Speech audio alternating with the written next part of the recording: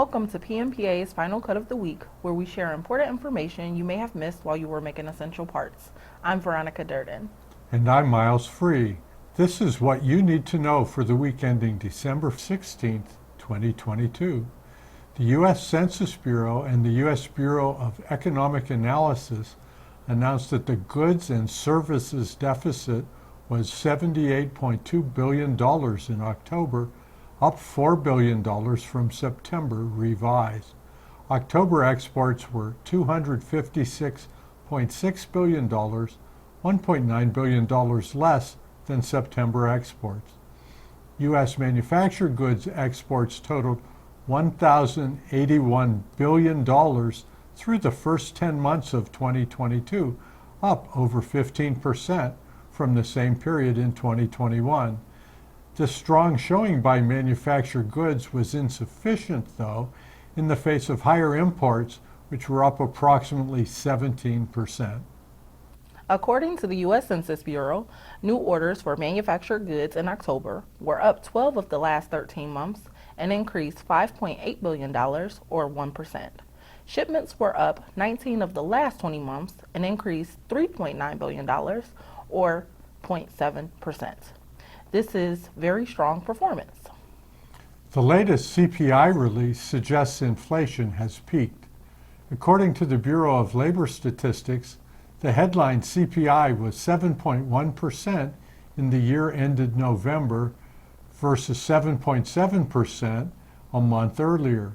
Core CPI was 6% versus 6.3% the prior month. This cooling of inflation was greater than expected. While this is good news, we note that energy prices remain elevated at 13.1% increase year over year. As long as the core rate, the consumer price index for all urban consumers, all items less food and energy, is at or above 6%, we expect the Fed to continue tightening. The World Trade Organization said Friday its dispute settlement panels found the U.S. violated international trade rules with its tariffs on imported steel and aluminum. Their decision was based on their findings that, quote, the measures were not taken in time of war or other emergency in international relations, unquote, as the U.S. has claimed. PMPA and our coalition partners applaud this decision. We all know how essential manufacturing is to our economy. This week's Speaking of Precision podcast discusses our place in the U.S. economy and just how essential precision machining is to manufacturing.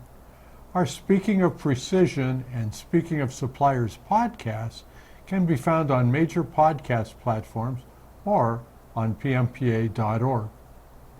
Now it's time for our weekly tip. Failures of steel parts in service or production occur infrequently. However, when steel parts fail, the consequences are dire. To learn about the 7 ways that steel can fail as a result of quench cracking from heat treatment, go to pmpa.org's Knowledge Centers or Final Cut of the Week.